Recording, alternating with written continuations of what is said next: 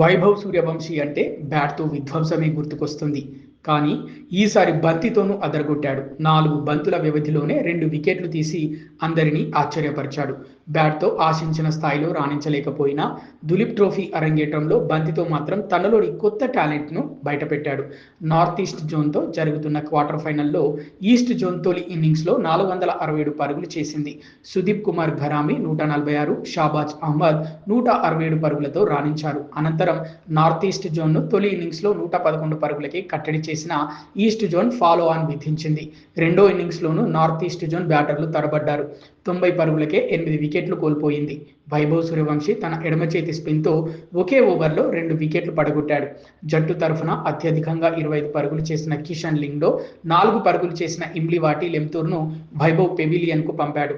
ఆ 2 వికెట్లు కూడా అతడికి క్యాచ్‌ల రూపంలో దక్కడం విశేషం. దీంతో వైభవ్‌కు ఒకే ఓవర్‌లో డబుల్ డిలైట్ దక్కిందని బీసీసీఐ సోషల్ మీడియాలో ప్రశంసించింది. మరోవైపు వైభవ్ జెర్సీ నంబర్ పైన ఆసక్తికర చర్చ సాగింది. అతడి జెర్సీ నంబర్‌లో కొంత భాగాన్ని టేప్‌తో కప్పి ఉంచారు. దీంతో కేవలం 3 నంబర్ మాత్రమే కనిపించింది. ఐపీఎల్‌లో రాజస్థాన్ రాయల్స్ తరఫున కూడా వైభవ్ 3వ నంబర్ జెర్సీ ధరిస్తాడు.